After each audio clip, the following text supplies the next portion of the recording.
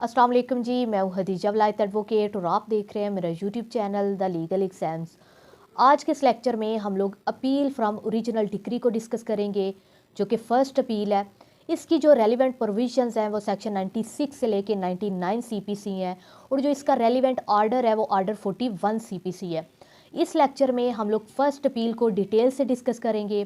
पहले इसका मीनिंग देखेंगे अपील का, उसके बाद इसका ऑब्जेक्ट देखेंगे, उसके बाद देखेंगे कि ये जो राइट टू अपील होता है ये इनहेरेंट राइट होता है हमारा या फिर स्टैट्यूटरी राइट होता है। उसके बाद जो इसकी रेलिवेंट प्रोविजंस है सेक्शन 96 से लेके 99 सीपीसी, इनको देखेंगे। उसके बाद फोरम ऑफ फर्स्ट अपील को देखेंगे। उसके बाद देखेंगे कि कौन कौन से पर्सन्स कम्पिटेंट है अपील फाइल करने के। उसके बाद मैं सेकंड अपील और फर्स्ट अपील और सेकंड अपील के बीच में जो डिफरेंस है इसको डिस्कस करूंगी और जो इसका रेलिवेंट आर्डर है आर्डर 41, इसको डिस्कस करूंगी। तो सबसे पहले अपील का मीनिंग देख लेते हैं कि अपील का मीनिंग क्या है। इसको सीपीसी में कहीं भी डिफ़ाइन नहीं किया गया। जो हमारी एपलेट कोर्ट्स हैं जैसे सुप्रीम कोर्ट या फिर हाई कोर्ट वगैरह, उनकी जजमेंट्स में इसकी डेफिनेशन मिलती है हमें। तो अपील का मीनिंग है judicial examination of the decision of the inferior court by a higher court. तो जब हायर कोर्ट इंफीरियर कोर्ट के डिसीजन को एग्जामिन करती है तो इस जुडिशियल एग्जामिनेशन को अपील कहते हैं। अपील का ऑब्जेक्ट देख लेते हैं। Basic object of appeal is to test soundness of decision of a lower court. तो अपील का ऑब्जेक्ट क्या है कि लोअर कोर्ट ने जो डिसीजन पास किया है, जो ट्रायल कोर्ट ने डिसीजन पास किया है, उसको टेस्ट करना कि क्या ये डिसीजन ऑन मेरिट्स पास किया है ट्रायल कोर्ट ने। उसकी साउंडनेस को चेक करना, जो ट्रायल कोर्ट ने डिसीजन पास किया है क्या ये इसमें कोई इरेगुलरिटी तो कमिट नहीं हुई, कोर्ट ने अपना जुडिशियल माइंड अप्लाई करते हुए क्या ये डिसीजन पास किया है। तो ये इसका बेसिक ऑब्जेक्ट है अपील का। उसके बाद राइट टू अपील को देखते हैं कि क्या ये अपील का राइट इनहेरेंट राइट होता है या फिर स्टैट्यूटरी राइट होता है। Right to appeal is not an inherent right, rather it can only be availed where it is expressly granted by the law. तो जो हमारा राइट टू अपील होता है वो इनहेरेंट राइट नहीं होता, वो एक स्टैट्यूटरी राइट है। अगर एक्सप्रेसली प्रोवाइड किया गया लॉ में तो फिर ही हम लोग अपील फाइल कर सकते हैं। अदरवाइज़ हम लोग अगर लॉ में प्रोवाइड नहीं की गई किसी डिक्री के अगेंस्ट अपील फाइल करना या फिर आर्डर के अगेंस्ट अपील फाइल करना, तो फिर हम लोग अपील फाइल नहीं कर सकते। ये हमारा स्टैट्यूटरी राइट होता है। उसके बाद देख लेते हैं इसकी काइंड्स को। दो काइंड्स हैं इसकी अपील की, फर्स्ट अपील और सेकंड अपील। फर्स्ट अपील को डिफ़ाइन किया गया सेक्शन 96 से लेके 99 सीपीसी में। उसके बाद जो सेकंड अपील है उसको डिफ़ाइन किया गया है सेक्शन 100 से लेके 103 सीपीसी में। सेक्शन 96 सीपीसी को देखते हैं। अपील फ्रॉम ओरिजिनल डिक्री, इसमें डिफाइन किया गया से where otherwise expressly provided in the body of this code or by any other law for the time being in force.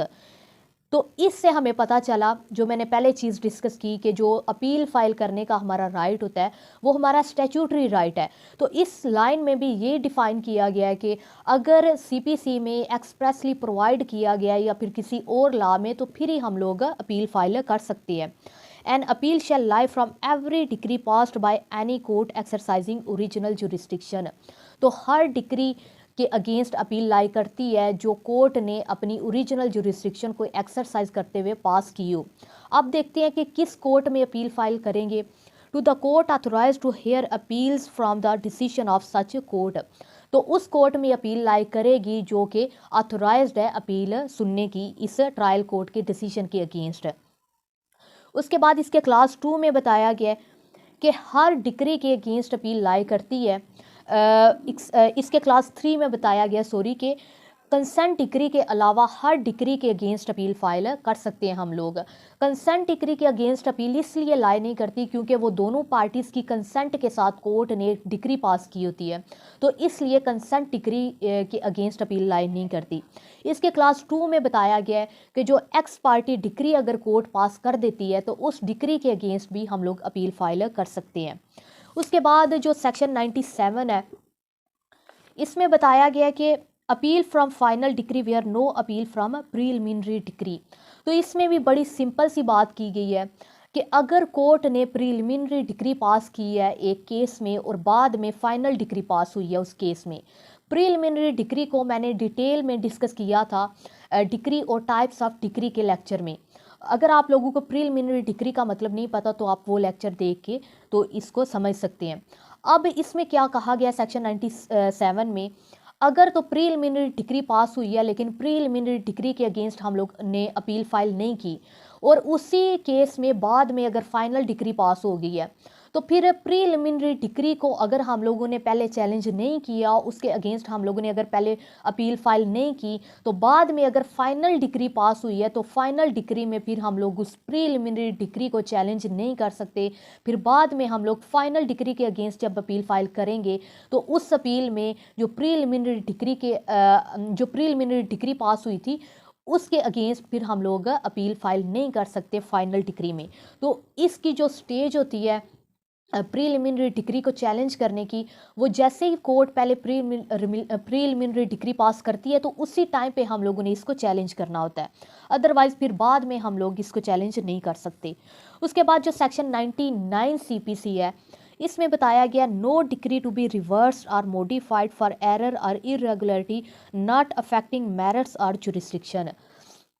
तो इसमें बताया गया कि अगर कोई डिग्री कोर्ट ने पास की है सिविल कोर्ट ने और उस सिविल सूट की प्रोसीडिंग्स में अगर कोई कोर्ट ने इरेगुलरिटी कमिट की है, कोई एरर कोई डिफेक्ट है, लेकिन वो एरर डिफेक्ट या इरेगुलरिटी इस केस के मेरिट्स को अफेक्ट नहीं कर रही अगर, तो फिर एपलेट कोर्ट अपील में जाके उस डिग्री को ना ही रिवर्स करेगी, ना ही मॉडिफाई करेगी और ना ही रिमांड करेगी उस केस को।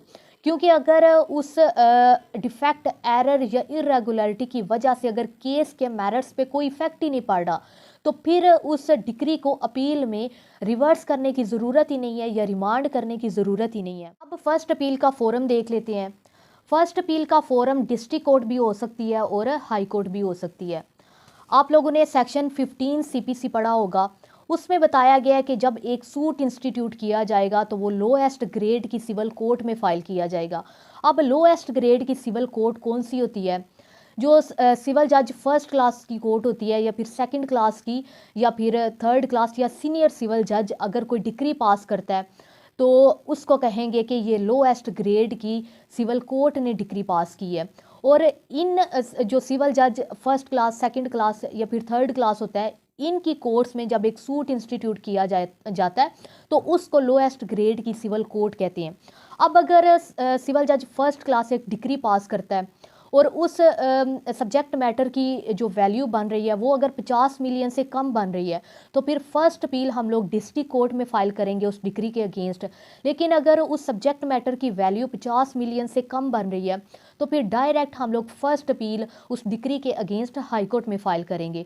तो फिर फोरम ऑफ फर्स्ट अपील जो होगा वो हाई कोर्ट होगा। तो इस तरह हम लोगों ने सब्जेक्ट मैटर की वैल्यू देख के डिटर्मन करना है कि इसका forum of first appeal high court हो सकती है या फिर डिस्ट्रिक्ट कोर्ट हो सकती है। देख लेते हैं कि कौन कौन से पर्सन कंपिटेंट है अपील फाइल करने की। तो सबसे पहले only such person who are party, जो पार्टीज टू द सूट हैं वो ये अपील फाइल कर सकते हैं। उसके बाद who are adversely affected by the decree में अपील, जो उस डिग्री से एडवर्सली अफेक्ट हुए हैं वो अपील फाइल कर सकते हैं। उसके बाद इवन जो स्ट्रेंजर्स हैं अगर वो कोर्ट की डिग्री से अफेक्ट हुए हैं तो उनको भी ये CPC बार नहीं करती अपील फाइल करने से। उसके बाद जो पार्टीज टू द सूट हैं इनके जो लीगल रिप्रेजेंटेटिव्स हैं ये भी अपील फाइल कर सकते हैं उस डिग्री के अगेंस्ट। उसके बाद जो इनके ऑथोराइज्ड एजेंट होते हैं पार्टीज़ के वो भी अपील फाइल कर सकते हैं। उसके बाद transferee of the interest of party वो भी कर सकते हैं। Any person claiming under a party तो वो भी अपील फाइल कर सकते हैं। तो ये फर्स्ट अपील का कंसेप्ट था। आई होप आप लोगों को ये लेक्चर पसंद आया है। सेकंड लेक्चर में मैं सेकंड अपील और इस फर्स्ट अपील और सेकंड अपील के डिफरेंस को डिस्कस करूँगी। Thank you so much.